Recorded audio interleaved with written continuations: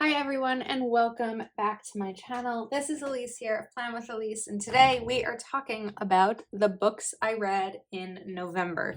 This is a year-long collaboration with my friend Jess over at Knit Plan Jess, so make sure you check out her video, which will be linked in the description, where we are sharing every month a recap of what we read that month. And this is using a happy planner, Happy Plans and Notes, which has gotten much more full over the last 11 months. And I'm so excited because I just feel like this was everything I wanted it to be this year as we are nearing the end of the year. Okay, so here is my perpetual calendar where I'm writing down what I read, when I start it, when I finish, etc. So it's fun to be able to kind of look back, and a lot of books. It's actually 100. So I'm very excited to have met my 100 book goal. And wait, our pages are out of order. Where did my November page just go?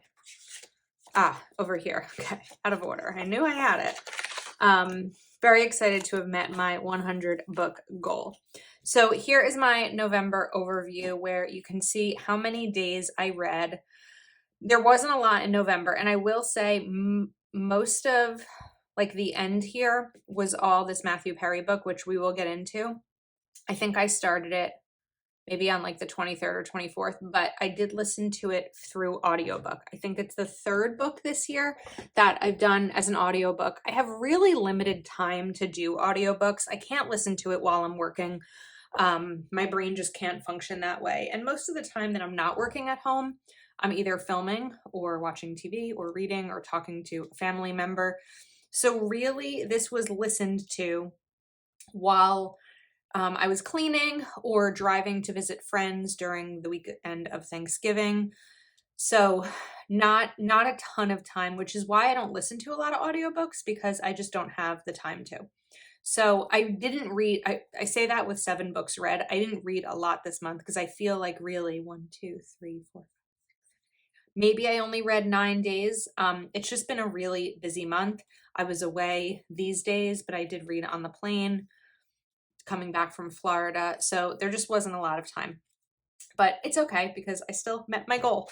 So I read 2,171 pages. These are the books I read. Again, we'll get into them as we continue. And the memorable quote was from Matthew Perry's memoir, Friends, Lovers, and the Big Terrible Thing. If you find yourself looking in the rearview mirror too much, you will crash your car. And I thought that was just a really important quote. Normally, this is where I start. I write down when I start and finish something, like here's October. I just didn't keep up with it in November. And I just, rather than like fill it in, I just kind of wanted to show you that sometimes this is the reality of it and it doesn't always get filled in perfectly. So, okay, here is my 100 book tracker that is available in my Etsy shop. And I'm so excited to see it fully filled in. I realized I never colored in these plans. I have to do that at some point. I do think that I'm going to be making a smaller book tracker. It may actually be up by the time this video goes up on Etsy, because someone made a comment on Instagram to include something for those who are reading less books. I do already have a 50 book tracker, but I might do like a 25, just because I know that we all have different reading goals. So definitely take a look at my Etsy shop in case that one is available by the time this video goes up. Then we have the bingo challenge, which I did not update this month. I didn't read anything towards it. I may be able to fill some in. Like, I have read Jewish authors this year, but the Jewish authors have also been other books. So what I decided with the bingo is that I'm not going to use a book as 2 unless I get to the end of the year and it's not done yet. So that may be where we're at. I would like to finish this. 1, 2, 3, 4, 5, 6. 1, 2, 3, 4, 5, 6, 7.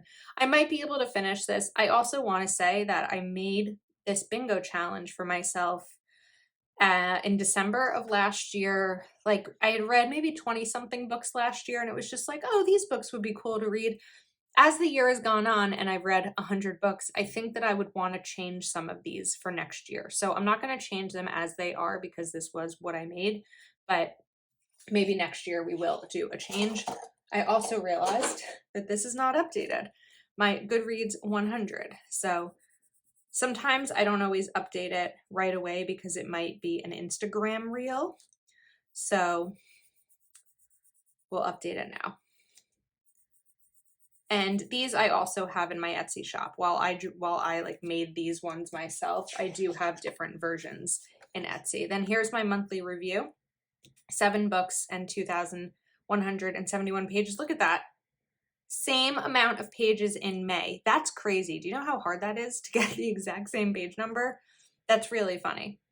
So every month I read at least 2,000 pages, which is nice. Okay, I made this A to Z reading challenge. So I have an A to Z reading challenge, but someone had requested that I make this. It's a really simple printable, but this is now available in my shop also. And I did not read a Z book. I don't know if that one's going to happen for me. All right, now let's go. I think that's it. Now let's go to my review pages and we are going to rate some books and talk about them. So Maybe Now was a Colleen Hoover book. If you've watched my channel, you know I love Colleen Hoover.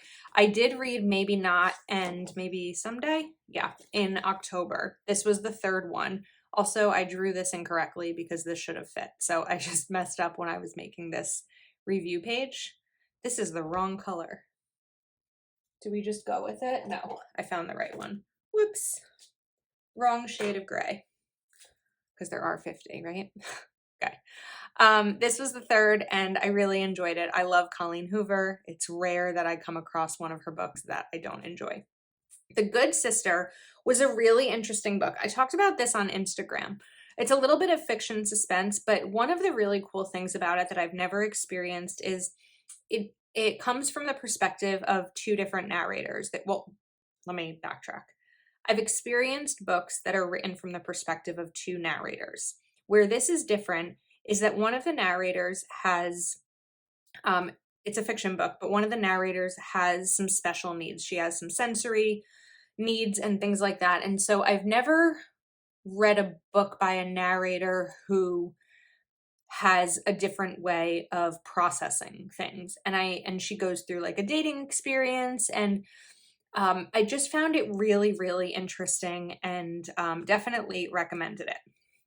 Okay, Dear Martin.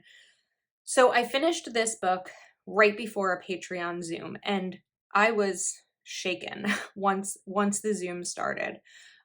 It was a really quick read at 224 pages and it's a fiction story, but could absolutely be a real story about a Black teenager who is arrested, even though he's arrested for assault, even though he's actually trying to help his ex-girlfriend get into a car. And then there's other incidents that Black Americans face. And there's, you know, shootings and drugs and gangs and just a very deep book. It's called Dear Martin because this teenager writes letters to Martin Luther King Jr. in the book about what he's experiencing versus what Martin Luther King Jr. experienced. And there's actually a sequel that I purchased and is probably one that I'll be reading in December. So as some of the quotes say here, powerful, wrenching, raw and gripping, a must read. And I absolutely agree. Also, Nick Stone, the author, is female, and I'm a big advocate for reading female authors. So highly recommend Dear Martin. It's a really important book. First Date by Sue Watson. I think I gave this 4 stars on Goodreads. I'm actually switching to 3 stars. So the first thing it's a dating book, but like a thriller dating book.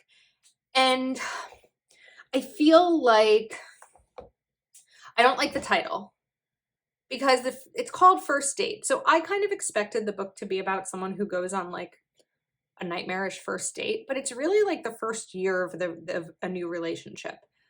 And I don't like it. There's really obvious red flags that the protagonist ignores. It was fine. I finished it. If I really hated it, it would have gotten a lower rating and I wouldn't have finished it, but I'm giving it 3 stars. I think I'm generally a high rater when it comes to books. So 3 stars might be generous, but it was a little confusing. I don't know if I'd like run to pick it up. Confess by Colleen Hoover, as always, absolutely loved. This is kind of like a broken romance story and I really enjoyed it. And I didn't talk about quotes. Let's back up. Sorry. Okay, maybe now. Apologies shouldn't happen because of the response of the person who was wronged. Apologies should happen because of the wrong. One thing I've learned about facing fear is sometimes it's just too scary. You ever consider that maybe you're not supposed to fit? People who make history rarely do. Confess, I loved this quote. There are people you meet that you get to know, and then there are people you meet that you already know. Do you have anyone in your life who you met and you're like, I feel like I've known you my entire life? That's what this reminded me of. And then the paid bridesmaid, super cute, fun, easy story. This is a woman whose job it is to be hired as bridesmaids and as a bridesmaid or maid of honor. She has employees who work for her. They are all victims of abusive relationships. That's not the fun, light part of it, of course. There's not a lot of that in the book, but she gets paid to be the maid of honor at an influencer's wedding in Hawaii and kind of what happens next. So really easy read, totally enjoyed it. And this quote made me laugh. I can be flexible, totally flexible, just as long as everything is going exactly the way I want it to. And I thought that was funny. And number 100, Mr. Matthew Perry, Friends, Lovers, and the Big Terrible Thing. I've always loved Matthew Perry. I, of course, am a huge fan of the show Friends. I love movies that he's been in, and I really love reading memoirs of people who I've watched for years. And I think that a lot of his memoir, of course, is about addiction because that is a huge part of Matthew Perry's story. That's the big, terrible thing.